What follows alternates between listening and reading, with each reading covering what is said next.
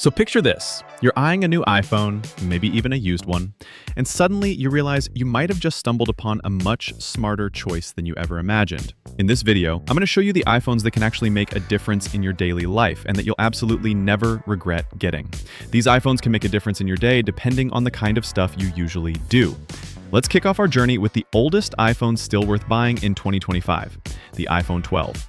This phone is more than just an old device. It represents a crucial and revolutionary moment in Apple's design philosophy. It marked the beginning of the modern aesthetic, the sharp, flat aluminum edges that really echoed the beloved iPhone 4. This new design replaced the curved, slippery rims from the iPhone 6 to 11 era, which often felt like they were trying to escape your hand. The iPhone 12 felt sturdy, precise, and more durable, even if that was just a perception. It was a statement. But the revolution wasn't just on the outside. The iPhone 12 was the first time an OLED screen became standard across the entire lineup, a feature previously exclusive to the more expensive Pro models. For years, standard iPhone users were stuck with older LCD technology. The jump to OLED was a night and day difference.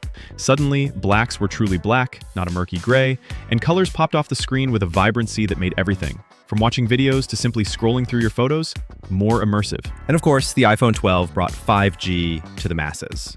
While the initial 5G implementation was a bit buggy, having the tech on board meant the phone was future-proof. These three elements, the modern design, the OLED screen, and 5G connectivity, are the pillars that keep the iPhone 12 from feeling like a dinosaur today. It's the absolute minimum requirement for a phone that doesn't feel like a relic from a bygone era. For someone who just wants to get into the Apple ecosystem, comfortably use their Apple Watch, and send iMessages without selling a kidney, the 12 feels like a golden ticket. But this is where the trap starts to show itself. You can't buy a new iPhone 12 directly from Apple anymore, which throws you into the wild west of the used and refurbished market. This is where things get incredibly risky. The biggest issue is the battery.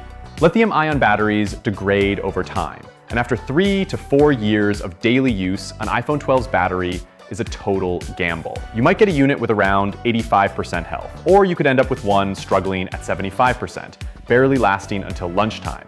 It's a ticking time bomb. When buying one, you have to become a detective. Insist on seeing the battery health percentage in the settings, meticulously check the screen for deep scratches that don't show up in photos, and look for any signs of water damage. It's a smart budget play if you get lucky and find a pristine unit, but it's a potential disaster that could leave you with a beautiful paperweight. But while the 12 opened the door to the modern iPhone experience, its successor arrived and fixed the one fatal flaw that had haunted iPhone users for almost a decade. The iPhone 13 dropped, and it did something truly remarkable. It made iPhone battery life good. In fact, not just good, it made it legendary. For years, the phrase, "my iPhone is dying," was a universal experience, a shared trauma that connected millions. It led to a culture of wall huggers, where people lived constantly searching for available outlets. It created an entire industry of power banks and bulky battery cases. The anxiety of seeing that red battery icon flash at 3 p.m. was all too real. The iPhone 13 silenced those critics almost overnight. And the secret wasn't revolutionary battery chemistry. It was something much simpler, and for a company like Apple, almost unheard of. They made the phone slightly thicker and a bit heavier to accommodate a significantly larger battery. It was a rare, shocking moment when the company's engineers chose brute function over the relentless obsession with making devices thinner at all costs. It was like they had finally listened. This decision paid off big time. Suddenly, you could use your phone all day, intensely, and still come home with 20% or even 30% battery left. This single improvement transformed the user experience more than any processor bump or camera upgrade ever could. But the story of the 13's greatness doesn't end there. It's powered by the A15 Bionic chip, a piece of silicon so incredibly powerful and efficient that even today, years later, its performance is practically indistinguishable from newer, more expensive models in daily use. It glides through social media with flawless fluidity, runs the most demanding games without breaking a sweat, and multitasks with an ease that still feels futuristic. This longevity is a testament to Apple's vertical integration. By designing both the hardware and the software, they create an ecosystem so optimized that their chips remain relevant for an incredibly long time. The iPhone 13 also introduced Cinematic Mode, a feature that promised to bring Hollywood-style rack focus to your pocket. While it was a bit gimmicky, and the software-based blur wasn't always perfect, it showed Apple's ambition. The iPhone 13 is the perfect sweet spot. the intersection of modern power and legendary reliability. It's the phone that truly has no compromises, a workhorse that just keeps going. And that's exactly what made what Apple decided to do next so utterly and completely unforgivable. After the universal acclaim and triumph of the iPhone 13, the world expected Apple to continue its impressive streak of significant innovations. Instead, what we received was the iPhone 14, a device that will go down in history as one of the most cynical, lazy, and controversial releases Apple has ever produced. Anticipation before its launch was high, but as the details emerged during the keynote, a collective sense of confusion and disappointment washed over the tech community. Superficially, it looked identical to its predecessor, which wasn't necessarily a bad thing. But the real shock, the moment that felt like a breach of trust, came when the technical specifications were revealed. For the first time in its history, Apple put the previous year's chip in its new base model iPhone. The iPhone 14 was running on the exact same A15 Bionic as the iPhone 13.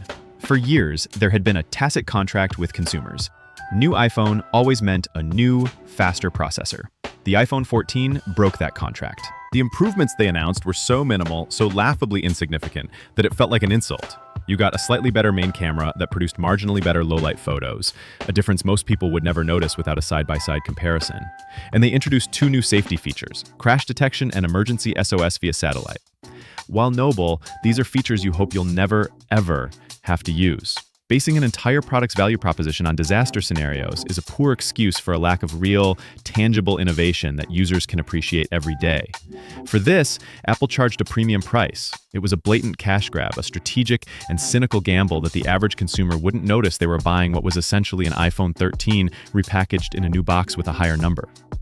The move was likely a calculated business decision to widen the gap between the standard and Pro models, pushing more customers to spend even more money on the more expensive tiers. The iPhone 14 is a trap in its purest form. It exists for the uninformed buyer who walks into a store and simply asks for the new one. It offers no real value over its predecessor and serves as a stark reminder that sometimes the word new is just a marketing term, completely devoid of meaning. The quiet but significant backlash to the iPhone 14 clearly put Apple on notice. They knew they couldn't get away with another lazy, iterative update. They needed a big change, something to signal to the world that innovation hadn't died at the company. And that change came in the form of a feature nobody was explicitly asking for, but which now everyone has to live with. The iPhone 15 was a landmark device, mainly for one huge, industry-shaking reason. It finally and mercifully killed the Lightning port. After a decade of proprietary cables and forcing users to live in an adapter-filled nightmare, Apple was backed into a corner by European regulators and forced to switch to the universal standard, USB-C. It was the end of an era, but let's be clear, this wasn't a change Apple made for the good of its customers. It was a change they were dragged into, kicking and screaming. It represented a major crack in their precious walled garden, a strategy built to lock users into their ecosystem. The convenience, however, was undeniable. The ability to use the same cable to charge your iPhone, your MacBook, and your iPad was a dream come true. The other big change was bringing the dynamic island to the base models. Previously exclusive to the Pro lineup, this feature is a brilliant and playful piece of software design. It transforms the ugly camera and sensor cutout at the top of the screen into a dynamic, shifting hub for live activities and notifications. It's where your timer lives, where music playback controls pop up, and where you can see the status of your Uber Eats order. But is it truly a game-changing innovation, or just a beautiful, clever trick to distract you from the fact that the cutout is still there? The answer lies somewhere in the middle. When it works, it feels magical, but its usefulness depends entirely on app developers integrating it in meaningful ways. The most significant hardware upgrade was the long-awaited jump to a 48-megapixel main camera, a huge leap from the 12-megapixel sensors of the past. To achieve this, the phone uses a process called pixel binning, where it combines the data from 4 adjacent pixels into one superpixel, drastically improving low-light performance and detail. But here's the catch. By default, the phone still outputs a 12-megapixel image. You have to go into the settings to shoot 48-megapixel Pro RAW photos, a file format the average person will never use. So, while the sensor is far more capable, the question remains, can you tell the difference in a photo you're just posting to Instagram?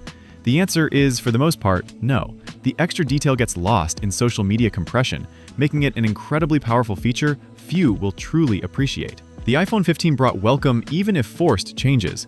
But the next move Apple is planning targets a completely different, much more price-sensitive part of the market. And it has the potential to scare the competition and change the low-cost phone game forever. For years, the iPhone SE has been Apple's quirky budget offering. The formula was simple. Take the body of an old, retired iPhone and stuff it with a modern, super-fast processor. The first SE had the body of an iPhone 5S with the guts of a 6S. The second and third generations used the body of an iPhone 8. This strategy kept costs down but came with a big caveat. You were buying a brand new phone that looked irredeemably dated from the moment you took it out of the box. But the rumor mill is spinning hard with whispers that in 2025, a new champion will emerge, the iPhone SE 4. And this time, it won't come in a recycled 2017 body. Speculation and supply chain leaks point to a device that will be almost identical to an iPhone 14, complete with a large all-screen design, Face ID instead of a home button, and of course, USB-C.